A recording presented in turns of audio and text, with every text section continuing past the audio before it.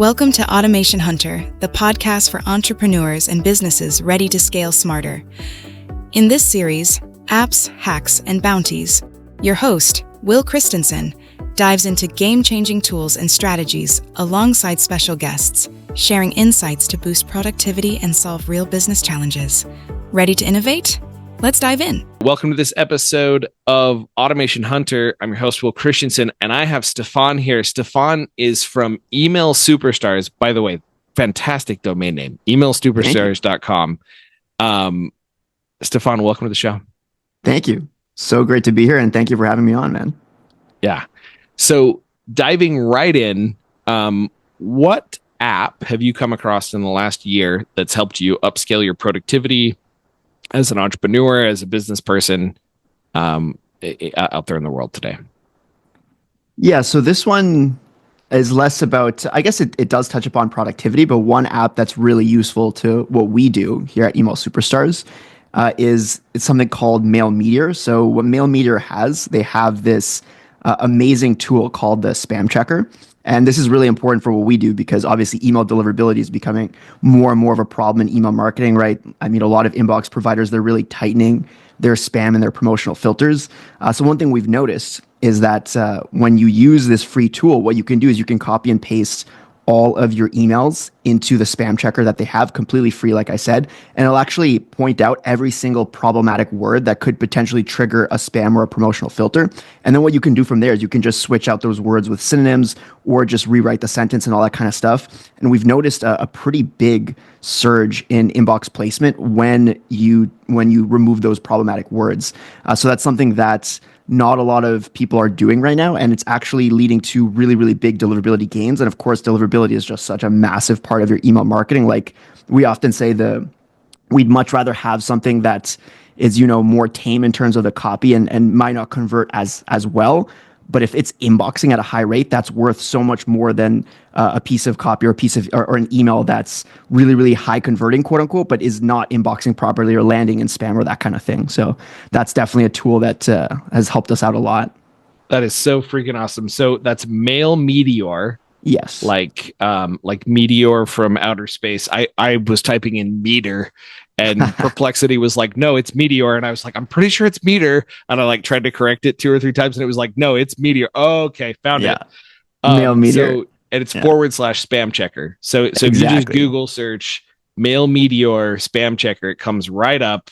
Mm-hmm. And there's a bunch of these kinds of tools, but this is the best one that we found. So for whatever reason, this tool seems to be really keyed into the actual algorithm and how like the Gmail algorithm works and the Microsoft algorithm, how these big inbox providers, they actually check these spam words. So this one's definitely the best one if you're going to use a spam checker. That is so fascinating. I flipping love it. I now want to go in and reverse engineer it and create a ChatGPT prompt or something that helps me figure out how they're obviously keyed into it. I'm sure it would take me way too long to figure it out, all those dots. But they do have a holy crap, 750 spam words to avoid in 2023. That is so fat. Act now, act immediately, action required, apply here. Yeah, all the usual suspects, right? Like all the stuff that a lot of direct response email copywriters would usually include in their email copy. Okay, I love it. Now, moving on to our next question. What is a hack that you can recommend and can be specific to email, or it could be trade shows or whatever? What's a hack that you've used in your business that's helped you grow? Yeah, so this one is a little specific to email, but it actually extrapolates really well to any form of marketing. So one hack that works really well with email, and I call it a hack, but in actuality, it really is just kind of like playing right into what inbox providers are really looking for when it comes to your email marketing, which is genuine human-to-human interaction and connection.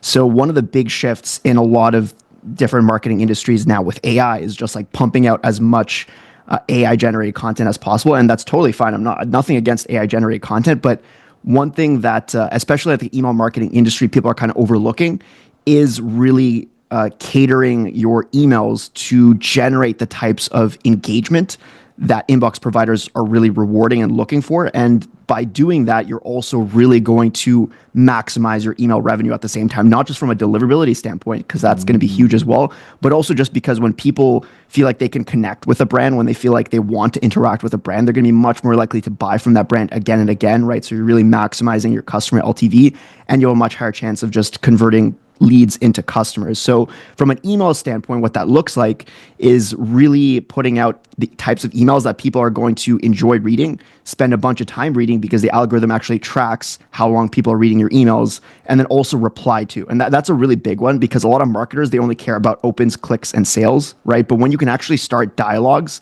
with your customers and prospects. And this is something that's become exponentially easier with AI, actually. And that's why I'm not saying don't use AI at all. AI can actually be great for this. Like when you have people replying to certain emails because they feel like if they reply, there's going to be an actual human on the end of that reading their response and replying to them. Inbox providers, they look at that and they're like, wow, this person's putting out such amazing content that people are actively engaging with it on the highest level that they can, which is actually sending in their thoughts, right? Well, and in many ways for Gmail or the like, that's actually fascinating. What you're saying is you should consider email just another social media platform. Mm-hmm. And what does like YouTube Shorts, and we've all heard the algorithm, right? It's all about time spent. Like if you can get them to finish that 10-second or 20-second, 30-second short, and they watch it all the way through to the end, and you can nail the first sampling that the algorithm shows this to 200 people, and the percentage is 90% plus watched it all the way through, they're going to show it to 1,000 more, and then they're going to show it to 10,000, and then they're going to show it to 20,000. And that's how you ride the algorithm up. I think the fascinating thing here is the spam algorithm that you're describing goes the opposite direction. Like they're doing the same thing. They're using the same metrics: time spent reading email, number of replies, amount of engagement, opens, clicks, like all of that is being tracked, and they're siphoning you into, the promotions tab on Gmail based on the fact that your emails aren't getting read. Exactly, right? And e-commerce brands especially, there's other types of brands as well, but I've noticed e-commerce brands have a hard time with this, because a lot of the time what they tend to do is just send out these very heavily branded, like we've all seen them, right? It's just these heavily branded emails just full of HTML design elements that just read and look like they're written by some faceless marketing team, right? So there's no incentive for someone to reply to an email like that, because literally just like a bunch of designs, like 2 sentences of copy, click here to buy now. No one's going to reply to something like that, right? Versus if what we tend to do here at Email Superstars is we actually build out what we call a brand avatar. So we build out like an avatar with their own identity, personality, name, all that kind of stuff, their own story. And we use that avatar to engage people, so people feel like they're actually responding to a real person rather than replying back to some faceless marketing team. So you're like, this is Sally from Email Superstars, and Sally has a personality. Yeah, exactly. And everybody ghost writes for Sally. And there's actually an individual. That's very fascinating. That's a solid second hack.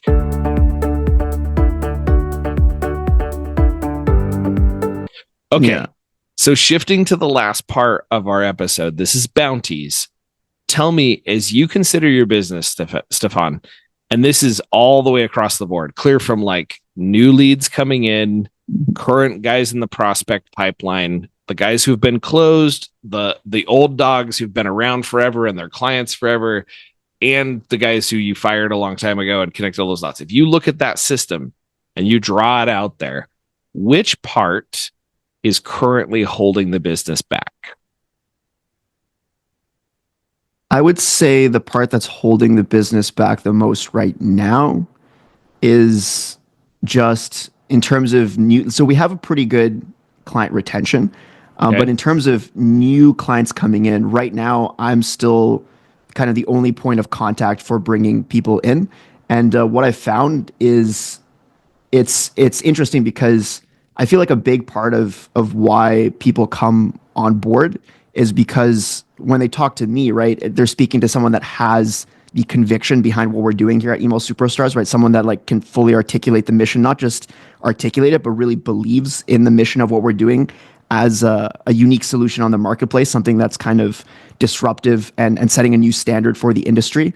And I guess the biggest bottleneck right now is finding other people that I can delegate the sales process to that will also kind of share that conviction, because I feel like that's a really big part of what gets people into the door, because it's that conviction and that ability to believe in the mission that really is infectious, I think, and transfers onto people that we talk to. So I think that's kind of a bottleneck for sure. I love it. What have you tried so far to solve this bottleneck? Yeah, so I mean, I've talked to different sales reps and stuff like that, and tried to do trials of different people in terms of like people talking to clients coming in. But I think that's the problem that I'm having right now is really finding the right people who will share that conviction, because the people I've talked to, they've just kind of been generic sales reps for different software or different things in the marketing industry, right? They don't necessarily share that passion. So I guess that's kind of what I'm looking for right now, is where I can find people who have experience with sales, but also kind of understand the email marketing industry and would really believe and buy into our greater mission. Beautiful. So I have 2 hacks that I want to share with you. The first hack is I had the same challenge inside my agency. I built an agency called Data Automation, and all we did all day long was automate crap for people. Right. And I am so passionate about automating things. It's ridiculous. It's infectious. People came to me because of that infectious attitude. And I went to a team of agency owners. We were in a mastermind together. So that's my first hack that I would share with you is, are you currently in any groups of agency owners? And I know you don't like to call yourself an agency, but in many ways, that's what you're doing, right? Even though you're disrupting, the people who are most similar to you are probably agencies, right? Yes, that's correct. So are you currently attending any sort of weekly or monthly mastermind where you are getting with a group of other agency owners and talking about your problems? Not agency owners specifically, more just kind of internet marketers, email marketers, that kind of thing. But I think what you're saying makes sense in the sense of finding a group that's 100% agency owners that kind of share some of those similar struggles. Yep. Because the email marketers won't have the sales challenge that you have. Right. Yeah. But those guys who are out there, like every agency owner ever has had to do exactly what you're up against. Right. I need to figure out somebody else who can sell so that I can start working on other parts of this business and help it grow. Right. Yeah. That makes total sense. So the bottleneck is me. I got to figure out how to clone myself, right? Right. And or find somebody. And that group, so that the second hack I'm going to share with you is the hack they shared with me.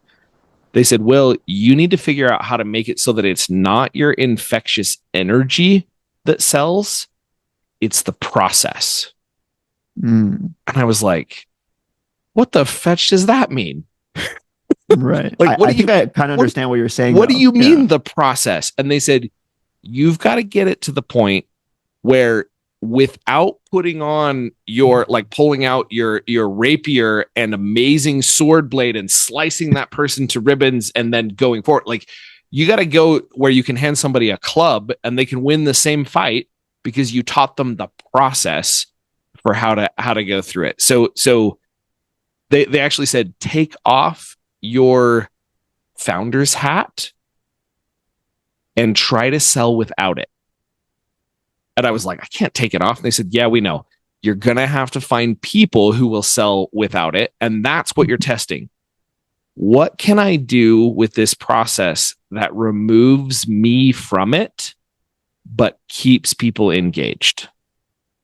So you're basically saying cosplay as if I'm not the founder. Exactly. Like when people get on a call with me, kind of pretend like I am the sales rep.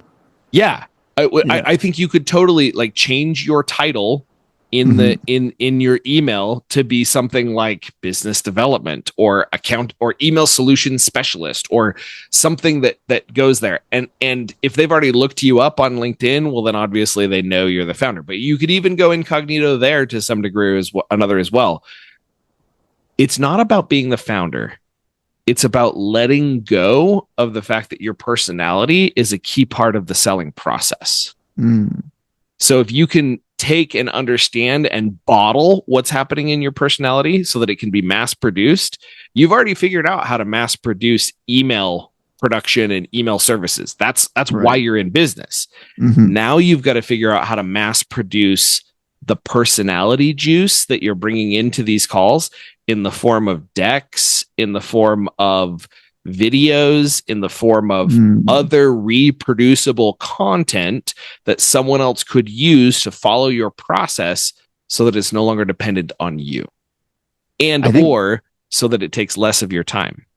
right. I think the videos thing is interesting because that's kind of something that I mean you could bottle something in a video and it's just being reproduced over and over again, right? Right. So if you had a video that all of your sales reps played and said, and now a message from our founder, Right. and they slap that on, and it Hmm. has you, giving that conviction, you can test the hypothesis. Is that enough that they're able to close? Hmm. Right. It's all Yeah. about that value equation for kind of connecting those different dots. So my challenge to you is to look at your sales process and decide which part of it are you absolutely necessary for, Hmm. and maybe start dividing out and being like, you know what? The first call that people have doesn't need to be with me. The Right. first call could be with a business development representative, somebody who is a mini me, who's going to ask a lot of good questions, and they're only going to send me the ones that are most qualified, thus buying back some of your time to connect those dots. That might be the first step. But that's my challenge to you is figure out how to take your personality out of the sale, not by removing it completely, but by mass producing it. That's a really interesting idea. Thank you for that. Yeah. So those would be Yeah. the two hacks that I would give you. I appreciate you sharing that bounty. And that's it for our episode on Automation Hunter. Awesome. Thank you so much, man. This was great.